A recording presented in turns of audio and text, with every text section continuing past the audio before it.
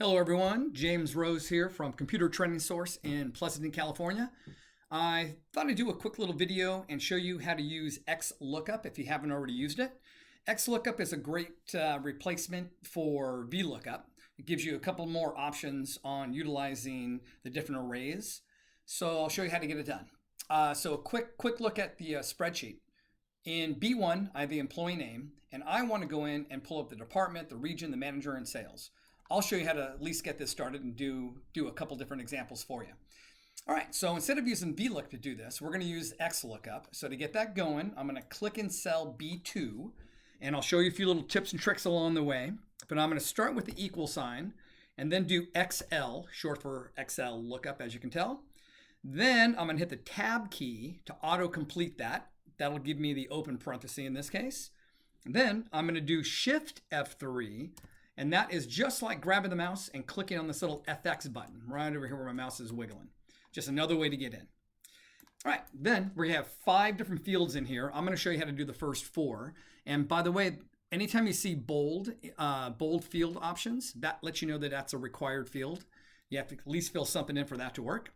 In this case, we're looking up the lookup value. So it's saying, hey, well, what are you looking up? Well, I am looking up employee names. All right, so I'm going to click inside the cell B1. And it says, okay, the next question is lookup array. Well, where is your list of employee names? Well, in this case, it's going to be from B8 all the way down. So instead of having to click and drag and select, I'm going to click in B8 and then do Control Shift down arrow. That'll select to the first empty cell. Then the next field is, well, what do you want me to bring back and put inside a cell B2? In this case, I want it to pull up the department that the person is in. So I'm going to go back over here and click in cell C8 and then do the same thing, Control Shift down arrow. And then if not found, totally optional, because remember it's not bold on the left hand side, but let's say I want to put in, I don't know, how about don't know. I don't know where that person is. All right, so in this case, it tells me what it's going to put inside there. For in this case, Jacques Chiron. So I'm going to click OK. And then just to double check, we have Jacques Chiron, we have accounting, and there we go. Jacques Chiron and accounting. We'll double check.